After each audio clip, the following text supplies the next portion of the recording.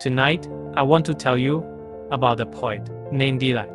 Eli was known for writing the most beautiful poems, words that could paint pictures in your mind and touch your heart.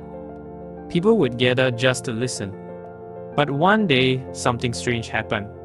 Eli's words stopped coming. The poems dried up like a river in summer, and no matter how hard he tried, he couldn't write a single line. Eli sat by his window every evening, staring at the blank page. The room filled with silence, heavier than before.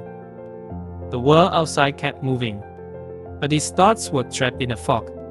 Just so, like he'd lost a part of himself, a part that only poetry could bring alive.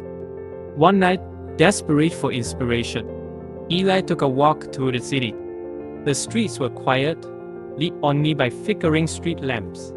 Suddenly, he stumbled upon an old bookstore he had never seen before.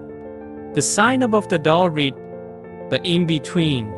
Curious, he stepped inside. The air inside smelled like forgotten stories. Shelves stretched endlessly, filled with books that whispered secrets. An old man behind the counter smiled and said, "Looking for something to write, are you?"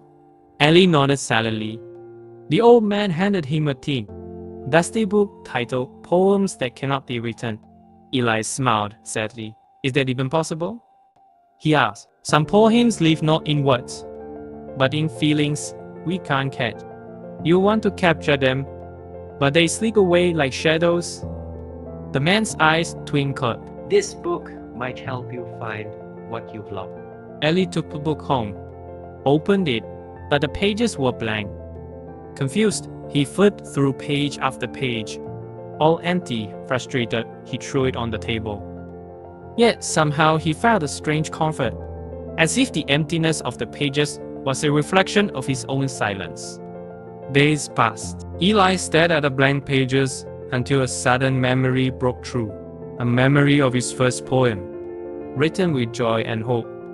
Not fear or pressure. He realized he had been chasing perfect words, but forgotten the feeling behind them. He picked up his pen and wrote a single line.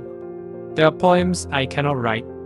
The words were simple, but they carried the weight of his struggle. Then another line came, and another, until the page was filled, not with a perfect poetry, but with truth. The next day, Eli returned to the bookstore. "I didn't understand," he said. The book was empty. The old man nodded, because the poems you needed were inside it were all along. Sometimes, the hardest poems to write are the ones that help us find ourselves. Eli smiled, feeling the block inside him dissolve.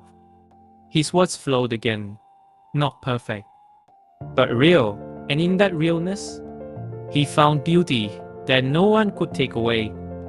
So remember this, sometimes what we cannot say in words is the very thing we most need to share. And in that silence, a story waits, a story that is yours to discover. Thank you for listening.